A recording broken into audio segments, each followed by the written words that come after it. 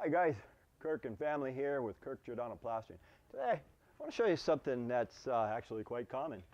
The fellow who did this right here, there's a patch. This is a text code on this side. This area right here is a patch. And above the garage door is the same guy who did this. And what this fellow did and why it doesn't match this is because he used a serrated derby. He took that serrated derby and went straight up, and I could see all the serrated derby lines here. The camera can tell, I don't know. Anyhow, I'm going to show you the proper way to do that, guys. And this is what he already did. I'm just going to redo his and give it the proper finish. First thing we do if we're going over a painted surface is we got to apply a bonding agent. So I just applied a bonding agent. And no, it's not my typical Weldcrete, which is blue. I actually prefer Weldcrete, which is blue, because back when I had 10 guys, if they missed an area, I could see that and say, dude, you missed this area. If you miss an area, it won't adhere for long. 6 months, a year, 2. But anyhow, I'm going to go right back over what he did. And I'm going to feather in all the way here because I need the transition, because this is a bit proud of this wall here. You can't see it, but the bonding agent is all the way up to right here. And it's to the corner. I'm doing a lot of work on this, but to prove a point, you're just going to do this small area. What you do is you put a coat over it. And this particular cement I'm using, just regular Portland cement, and I have added luminite. Luminite is an accelerator. It will take it up so I could do it quickly. It's the same for the windows ahead here. I'm going to luminite that because I just want to put it on there and be done immediately with the application of this. Then I float the texture in proper. What I'm doing is pulling this in. And if I needed, I'm pulling this last bit of luminited Portland cement out.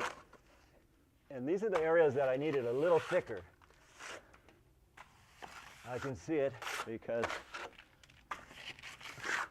I'm right on it. You folks watching, if you have this concern, you probably won't be able to see it.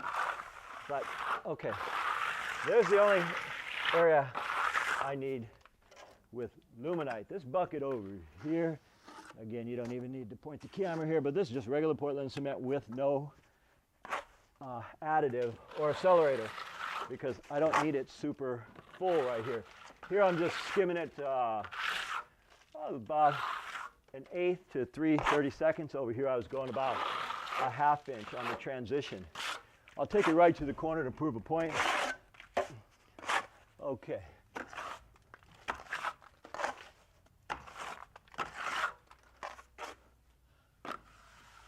I did exactly what the fellows before me did. The only difference is they used that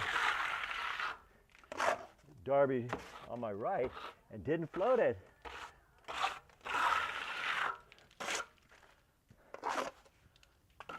Okay, for the sake of cutting this short and showing you what I'm referring to, now I take a float bucket. Take a float bucket, and this is what they did wrong. They originally put lines in it. That's kind of stupid, and they left it. So we don't want to do that. What we want to do is do the right finish. And so we let it set a little bit, and now this part takes a little bit of practice. All I'm doing now is floating it. I'm bringing out the aggregate, bringing out the sand to match the text coat. And this does take, can you do it by watching this video? Maybe. Some people can. A lot of people say, dude, I tried it and it doesn't work. No, it doesn't work. It just, we make it look a little bit easier than it actually is because of the time in. But I like the transitions here. I've got a little bit of water on this, and I'm looking at his sand.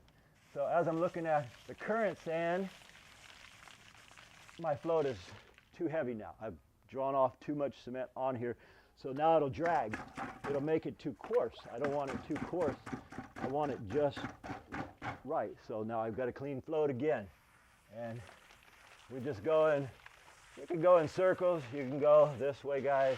I just like to go in circles and get a flat pattern, because sometimes when you go sweeping motions, it puts little humps in it. Not all the time, especially if you're experienced. You can get away with that. Okay, now that's almost where I want it to be. I'm going to clean this float, flip it, clean it, tap it out. Right here, I don't want to get that sill jacked up, so I use the clean float. Now the corner, same thing. I'm actually going to do this other corner here too, where it turns, but for the sake of explaining this, we'll take it here, we'll take it here, and again, what we want to do is make it look like it was shot on with the same gun that these guys shot on. And can you be perfect? You can be pretty good, but as far as perfect, it's a different type of system. From one, a tex coat being usually silica sand or sometimes perlite, in this case silica sand.